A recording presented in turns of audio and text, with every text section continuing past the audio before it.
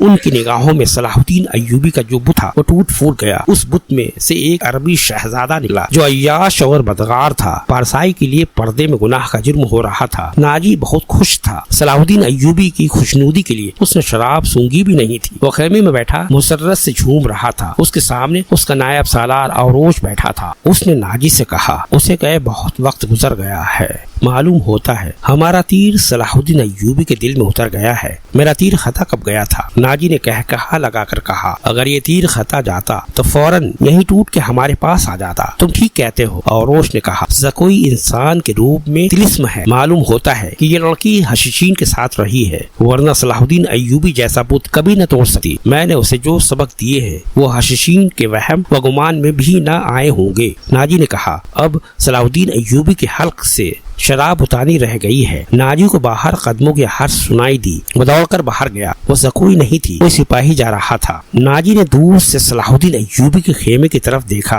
पर्दे गिरे हुए थे और बाहर मुहाफिज खड़े थे। उसने अंदर जाकर औरोश से कहा, अब मैं यकीन के साथ कह सकता हूँ कि मेरी ज़कोई ने बुत तोड़ डाला है। रात का आखिरी पहर था जब ज़कोई सलाहुद्दीन अय्यूबी के खेमे से निकली। नाजी के खेमे जाने के बजाय वह दूसरी तरफ चली गई। रास्ते में एक आदमी खड़ा था जिसका जिस्म सर से पांव तक एक ही लिबादे में ढका हुआ था। उसने धीमी सी आवाज में ज़कोई को पुकारा। वह उस आदमी के पास चली गई। वो आदमी उसे एक खेमे में ले गया। बहुत देर बाद वह उस खेमे से निकली और नाजी के खेमे का रुख कर लिया। नाजी उस वक्त तक जाग रहा था और कई बार बाहर निकलकर सलाहुद्दीन अय्यूबी के खेमे को देख चुका था कि ज़कोई ने सलाहुद्दीन अय्यूबी को फांस लिया है और उसे आसमान की बुलंदियों से घसीटकर नाजी की ही ज़हनियत की पस्तियों में ले आई है। औरोश, उसने कहा, रात तो गुजर गई है, वो अभी तक नहीं आई, वो अब आएगी भी नहीं। औरोश ने कहा, अमीर मिस्र उसे अपने साथ ले जाएगा। ऐसे हीरे कोई शहजादा वापस नहीं करता। तुमने इस पर भी गौर किया है? नहीं। नाजी ने कहा, मैंने अपनी चाल का ये पहलू तो सोचा ही नहीं था। क्या ये नहीं हो सकता था कि अमीर मिस्र ज़कोई के साथ बाकायदा शादी करे? औरोश ने कहा, उस सूरत में यह खतरा है कि लड़की हमारे काम की नहीं रहेगी। वो है तो होशियार। नाजी ने कहा, मगर रकासा के क्या भरोसा, वो रकासा की बेटी है और तजुर्बाकार पेशावर है, धोखा दे सकती है। वो गहरी सोच में खोया हुआ था कि ज़कोई उसके खेमे में दाखिल हुई। उसने हंस कर कहा,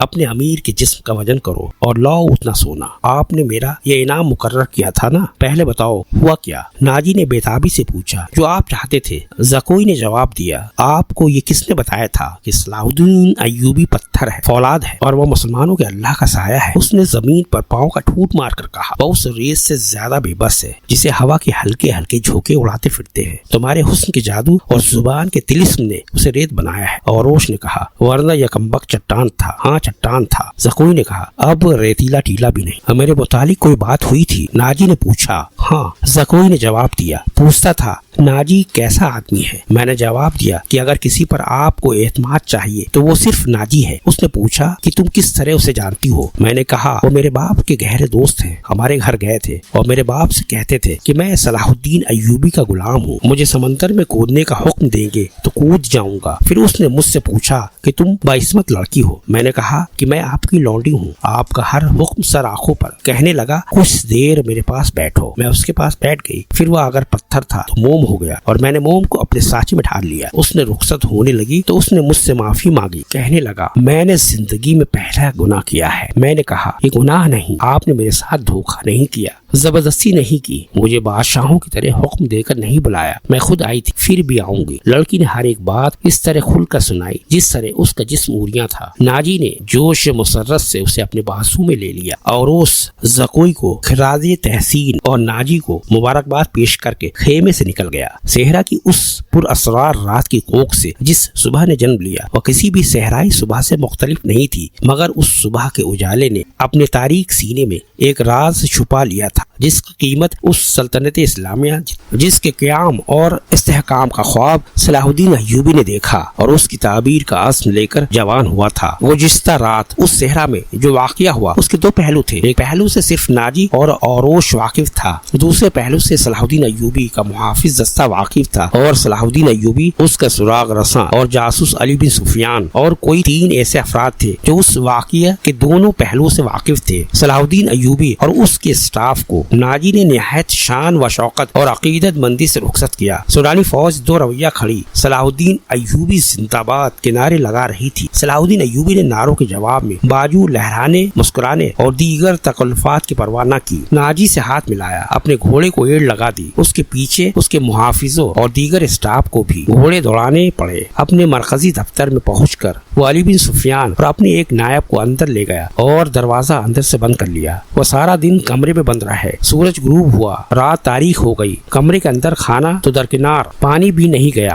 रात खासी गुजर चुकी थी जब तीनों बाहर निकले और अपने घरों को रवाना हुए। अली बिन सुफियान उनसे अलग हुआ तो मुहाफिजों के दस्ते के कमांडर ने उसे रोक लिया और कहा, मोहतरम, हमारा फर्ज है कि हुक्म माने और जुबानें बंद रखे, लेकिन मेरे दस्ते में एक मायूसी और बेइत्मीनानी पैदा हो गई है। खुद मैं उसका शिकार हो रहा हूँ। कैसी मायूसी? मुहाफिज कहते हैं कि एक फौज को शराब पीने की इजाजत, तो हमें उसे क्यों मना किया गया है? कमांडर ने कहा, अगर आप मेरी शिकायत को गुस्ताखी समझे तो सजा दे दें, लेकिन मेरी शिकायत सुन लें। हम अपने अमीर को खुदा का बरखुजीदा इंसान समझते थे और उस पर दिल व जान से फिदा थे, मगर रात उसके खेमे में एक रकासा गई। अली बिन सुफियान ने उसकी बात पूरी करते हुए कहा, तुमने कोई गुस्ताखी नहीं की। गुनाह अमीर करे या गुलाम, सजा में कोई फर्क नहीं। गुनाह बहरहाल गुनाह है। मैं तुम्हें यकीन दिलाता हूँ कि रकासा और अमीर मिस्र की खुफिया मुलाकात के साथ गुनाह का कोई ताल्लुक नहीं था। ये क्या था अभी नहीं बताऊंगा। आहिस्ता आहिस्ता वक्त गुजरने के साथ साथ तुम्हें सब कुछ मालूम हो जाएगा कि रात क्या हुआ था। उसने कमांडर के कंधे पर हाथ रखकर कहा, मेरी बात गौर से सुनो। आमिर बिन सालेह तुम्हारे पुराने अस्करी हो, अच्छी तरह जानते हो कि फौज और फौज के सरबराहों की कुछ राज होते हैं जिनकी हिफाजत हम सब का फर्ज है। रकासा का अमीर मिस्र के खेमे में जाना भी एक राज है। अपने जाबाजों को किसी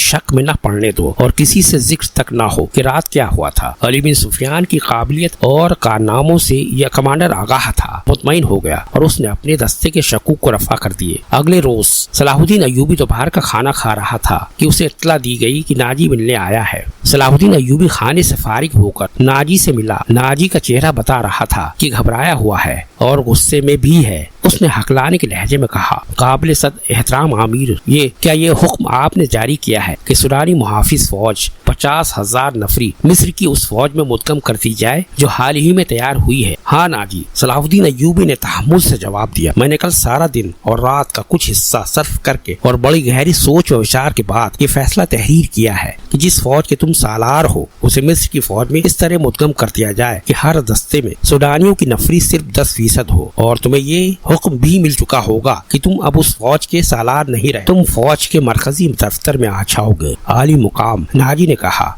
मुझे किस जुर्म की सजा दी जा रही है? अगर तुम्हें यह फैसला पसंद नहीं तो फौज से अलग हो जाओ। सलाहुद्दीन अय्यूबी ने कहा, मालूम होता है मेरे खिलाफ साजिश की गई है। नाजी ने कहा, आपके बुलंद दिमाग और गहरी नजर को छानबीन कर लेनी चाहिए। मरकज में मेरे बहुत से दुश्मन हैं। मेरे दोस्त सलाहुद्दीन अय्यूबी ने कहा, मैंने ये फैसला इसलिए किया है कि इंतजामिया और फौज से साजिशों का खतरा हमेशा के लिए निकल जाए, और मैंने ये फैसला इसलिए किया है इस फौज में किसी का ओहदा कितना ही ऊंचा क्यों न हो और कोई कितना ही अदना क्यों न हो, वो शराब न पिए, हुल्लड़बाजी न करे और फौजी जश्नों में नाच गाने न हो। लेकिन आली जहां, नाजी ने कहा, मैंने हुजूर से इजाजत ले ली थी और मैंने शराब और नाच गाने की इजाजत सिर्फ इसलिए दी थी कि उस फौज को उसकी असल हालत में देख सकूं जिसे तुम मिल्लत इस्लाम की फौज कहते हो। मैं 50,000 नफरी को बर्फ नहीं कर सकता। मिस्री फौज में उसे मुद्गम करके उसके किरदार को सुधार दूंगा। और ये भी सुन लो कि हम में कोई मिस्री, सूडानी, शामी और असमी नहीं है। हम मुसलमान हैं, हमारा झंडा एक और मजहब एक है। अमीर आली मर्तबा ने ये तो सोचा होता कि मेरी हैसियत क्या रह जाएगी जिसके तुम अहल हो। सलाहुद्दीन अय्यूबी ने कहा, अपने माजी पर खुद ही निगाह डालो। जरूरी नहीं कि अपनी कारस्तानियों की दास्तान मुझसे सुनो, फौरन वापस जाओ। अपनी फौज की नफरी, सामान, जानवरों, सामान खुर्द व नोश वगैरह के कागजात तैयार करके मेरे नायब के हवाले कर दो। 7 दिन के अंदर मेरे हुक्म की तामील मुकम्मल हो जाए। नाजी ने कुछ कहना चाहा, लेकिन सलाहुद्दीन अय्यूबी मुलाकात के कमरे से निकल गया। ये बात नाजी के खुफिया हरम में भी पहुंच गई थी। ज़कोई को अमीर मिस्र ने रात भर शर्फ़े बारियाबी बख्शा है। ज़कोई के खिलाफ हसद की आग पहले ही फैली हुई थी। उसे आए अभी बहुत थोड़ा अरसा गुजरा था, लेकिन नाजी पहले रोज से ही उसे अपने साथ रखने लगा था। उसे जरा सी देर के लिए भी अपने उस हरम में नहीं जाने दिया था जहाँ उसकी दिल पसंद नाचने वाली जवान लड़कियां रहती थी। ज़कोई को उसने अलग कमरा दिया था। उन्हें ये तो मालूम न था कि नाजी उसे सलाहुद्दीन अय्यूबी को मोम करने की ट्रेनिंग दे रहा है और वह किसी बहुत बड़े तकरीबी मंसूबे पर काम कर रहा है। ये रकासाएं ये देखकर जल भुन गई थी कि ज़कोई ने नाजी पर कब्जा कर लिया है और उसके दिल में उनके खिलाफ नफरत पैदा कर दी है। हरम की 2 लड़कियां ज़कोई को ठिकाने लगाने का सोचती रहती थी। अब उन्होंने देखा कि ज़कोई को अमीर मिस्र ने भी इतना पसंद किया है कि उसे रात भर अपने खेमे में रखा है, तो वह पागल हुस्सी हो गई। उसे ठिकाने लगाने का वाहिद तरीका कत्ल के 2 ही तरीके हो सकते थे, जहर या किराए का कातिल जो उसे सोते में कत्ल कर दे। दोनों तरीके मुमकिन नहीं थे क्योंकि ज़कोई बाहर नहीं निकलती थी।